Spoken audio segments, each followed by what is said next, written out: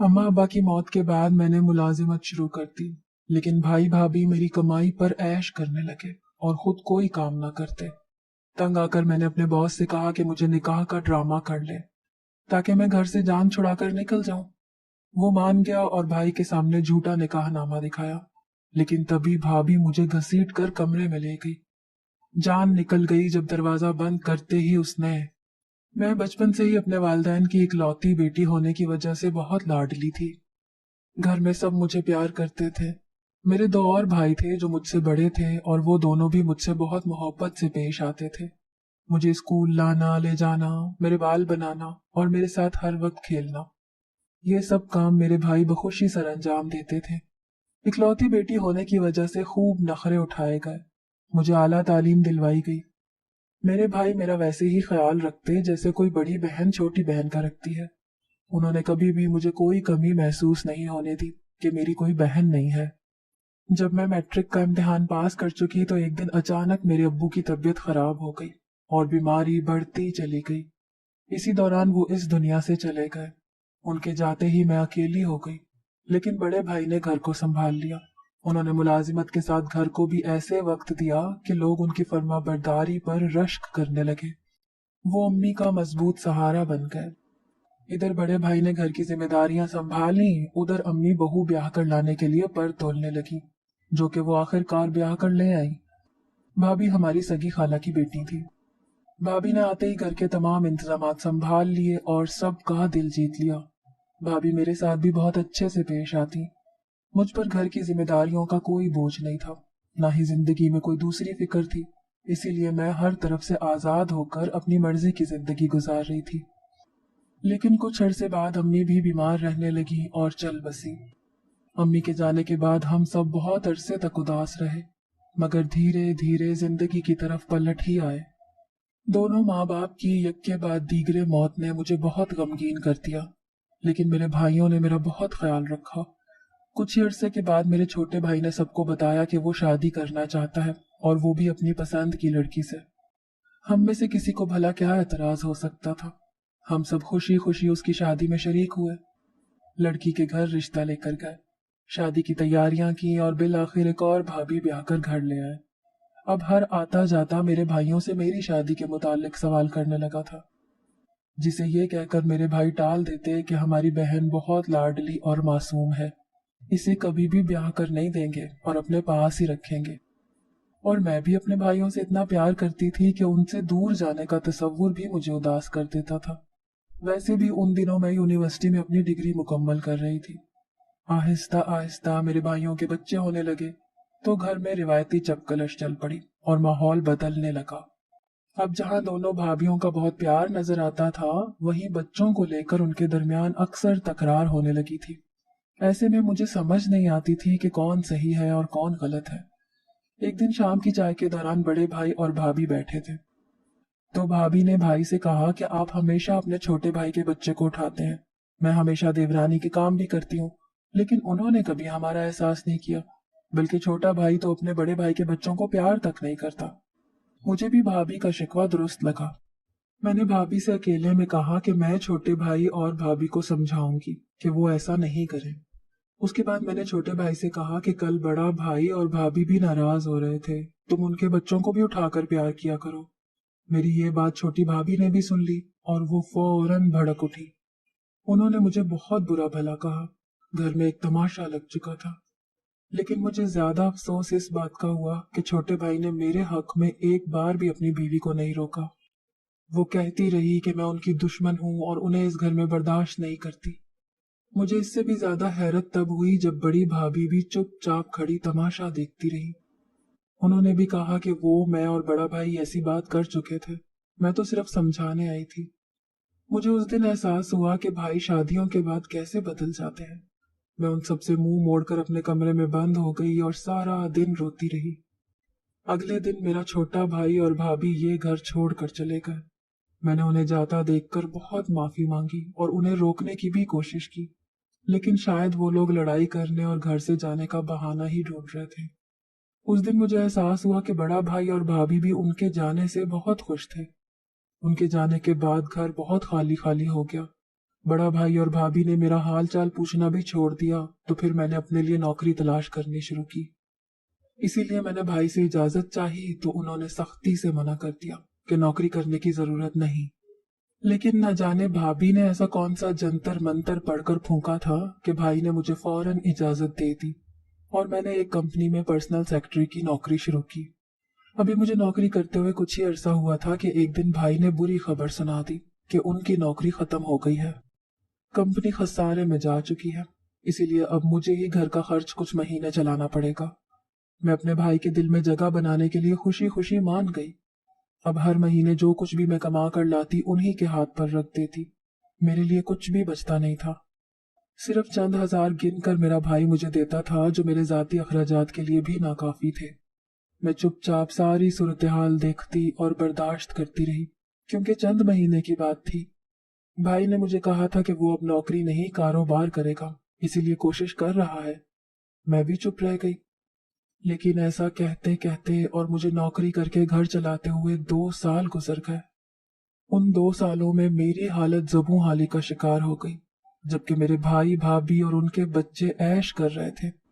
हर आए रोज भाभी के मैके से कोई न कोई आ जाता और हर रोज किसी की दावत होती या भाई भाभी किसी दोस्त की पार्टी में गए होते। मैं इन सब से आजिज आ गई थी, क्योंकि अब मेरी भी शादी की उम्र हो चुकी थी और मैं भी अपना घर बसाना चाहती थी। लेकिन भाई और भाभी का ऐसा कोई इरादा नहीं था। मजबूरन मुझे ही अपने बारे में कुछ सोचना पड़ा। बहुत सोच के बाद एक दिन जब मैं दफ्तर गई तो अपने हैंडसम बॉस की तरफ देखा, जो मेरी ही उम्र का लगता था। मेरे दिल में ख्याल आया कि क्यों ना अपने हालात बताकर उससे मदद तलब की जाए। इस ख्याल के आते ही मैंने बॉस से कहा कि मुझे उससे कुछ जरूरी बात करनी है, लेकिन यहाँ नहीं, दफ्तर से बाहर निकलकर। वो मेरी बात सुनने के लिए राजी हो गया। हम दोनों कंपनी का वक्त खत्म होने के बाद एक कैफे में आ बैठे। यहाँ मैंने हिम्मत जमा करके आहिस्ता आहिस्ता उसे अपने हालात बताना शुरू किए और कहा कि वो मुझसे कुछ महीने के लिए निकाह का ड्रामा कर ले, ताकि मैं उस घर से जान छुड़ाकर निकल जाऊं। पहले तो वो मेरी बात सुनकर हैरान हुआ, मगर कुछ ही देर बाद उसने हामी भर दी और निकाह के झूठे ड्रामे के लिए मान गया। इसके बाद मेरे बॉस ने ही जाली निकाहनामा बनवाया और मुझे दुल्हन की तरह तैयार करवा कर मेरे भाई के घर ले गया और झूठा निकाहनामा मेरे भाई के सामने पेश कर दिया, जिसे देखकर मेरा भाई आपे से बाहर हो गया और बॉस पर चीखने चिल्लाने लगा कि मेरी बहन से जबरदस्ती निकाह किया है। मेरे भाई ने वही पुलिस को भी बुलवा लिया, लेकिन मैंने बयान दिया कि मैं अपनी मर्जी से इस शख्स के साथ निकाह किया है, जिसके बाद कोई भी कुछ नहीं कर सकता था। लेकिन मेरी भाभी ने मेरा बाजू पकड़कर मुझे कहा कि चलो मेरे साथ, कुछ बताना है तुम्हें, और वो मुझे अपने कमरे में ले गई। लेकिन उस वक्त तो मेरी जान निकल गई जब दरवाजा बंद करते साथ ही मेरी भाभी ने अपने 2 साला बेटे को छुरी से जख्मी कर दिया। बच्चा दर्द से तड़प उठा और चीख चीख कर रोने लगा। ये सब देखकर मेरी आंखें फटी की फटी रह गईं और जुबान तालू से चिपक गई कि कोई औरत ऐसा कैसे कर सकती है। उसके बाद भाभी ने भाग कर अलमारी से कोई कागज निकाला और जोर जोर से चिल्लाने लगी कि मैंने उसके बच्चे को मारने की कोशिश की है। ये सब इतना आनन फानन हुआ कि मुझे कुछ बोलने और समझने का मौका ही नहीं मिल सका। भाभी और बच्चे की चीखों पुकार सुनकर बाहर मौजूद सब लोग अंदर की तरफ भागे। इसी असना में भाभी ने अपना गिरेबान भी चाक कर दिया और भाई को आता देखकर अपना सर पीटने लगी। भाभी ने बयान करते हुए बताया कि मैंने पहले बच्चे पर हमला किया है और जब वो बचाने लगी तो मैंने उनका गिरेबान फाड़ दिया। ये सारी बातें सुनकर मैं तो चकरा कर रह गई और भाई के आगे गिड़गिड़ाने लगी कि ये सब झूठ है, भाभी ने खुद ऐसा किया है और अब मुझ पर इल्जाम लगा रही हैं।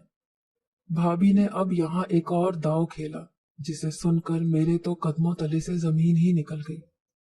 उसने अपने हाथ में पकड़ा हुआ कागज मेरे बॉस को दिखाते हुए कहा कि तुम्हारी बीवी झूठ बोल रही है और ये है इसका पहला निकाहनामा।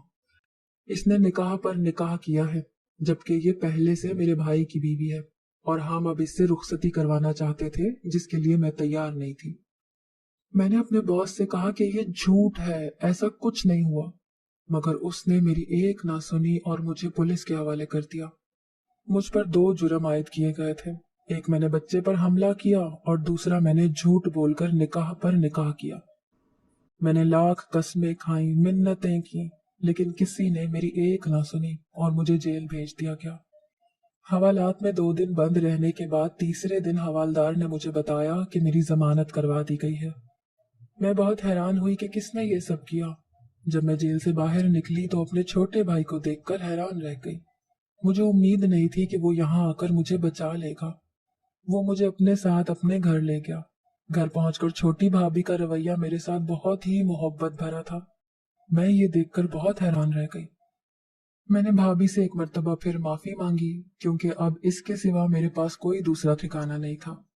मैं चुपचाप उनके साथ रहने लगी थी, क्योंकि वो दोनों ही मुझे जमाने से बचा कर अपने घर लेकर आए थे। दिन भर मैं घर के काम करती और रात को जल्दी अपने कमरे में चली जाती। मुझे अपने छोटे भाई से ही पता चला था कि बड़े भाई ने रिपोर्ट वापस ले ली है और अब मुझ पर कोई जुर्म नहीं बचा है।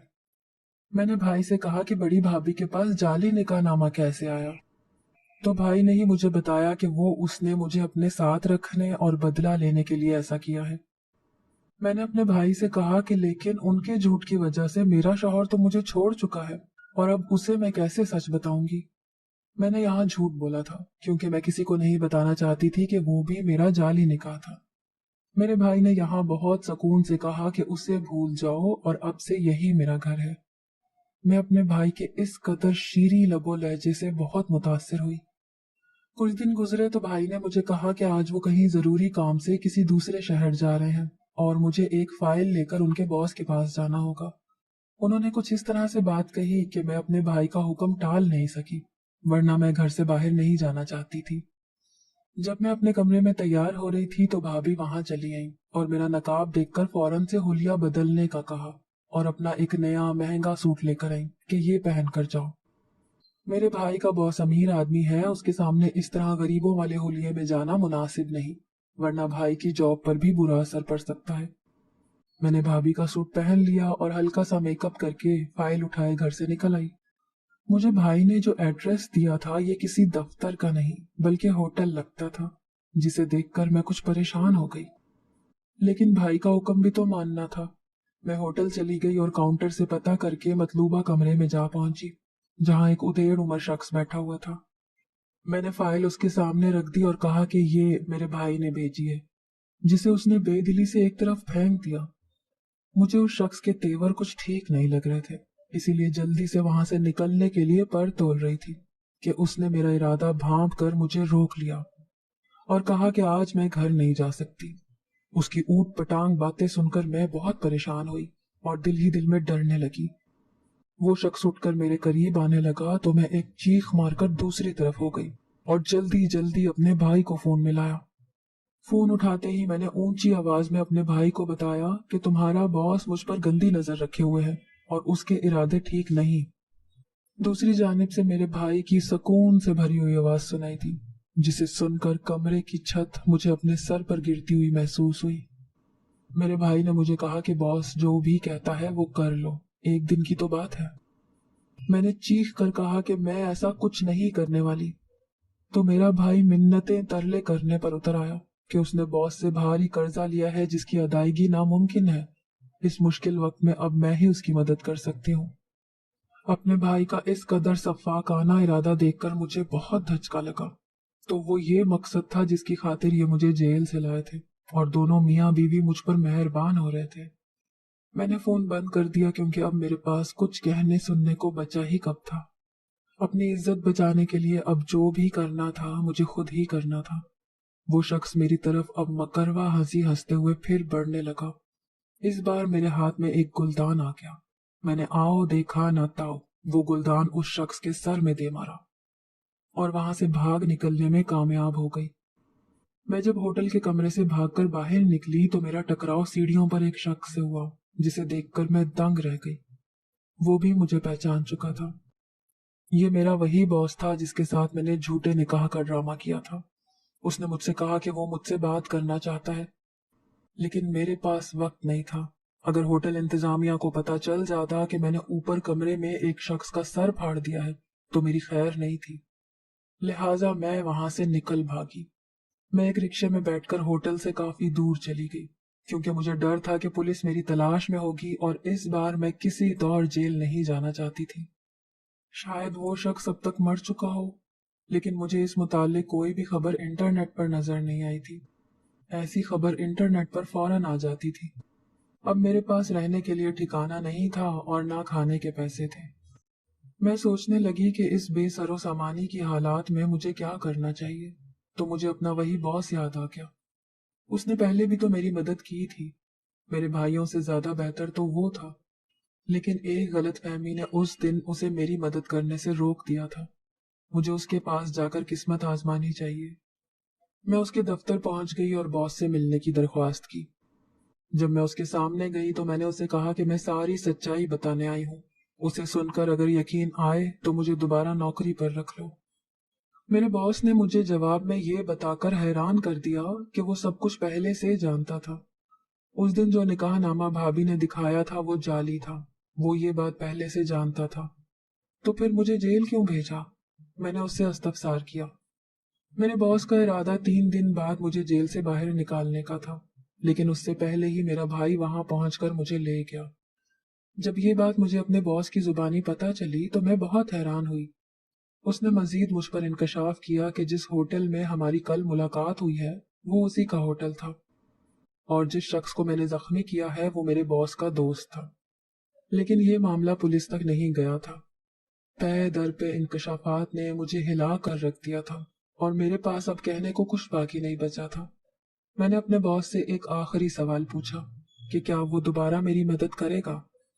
तो उसने जवाब दिया कि वो शादीशुदा है, उसकी बीवी मर चुकी है, लेकिन 2 बच्चे हैं। अगर मैं उनकी मुलाजिमा बन जाऊं तो मुझे रहने के लिए छत और 3 वक्त का खाना मिल सकता है। मैं उस मुलाजिमत के लिए तैयार हो गई, क्योंकि उस वक्त मेरा मसला सर छुपाने के लिए जगह का इंतजाम करना था। यूं मैं अपने बॉस के साथ उसके घर आ गई।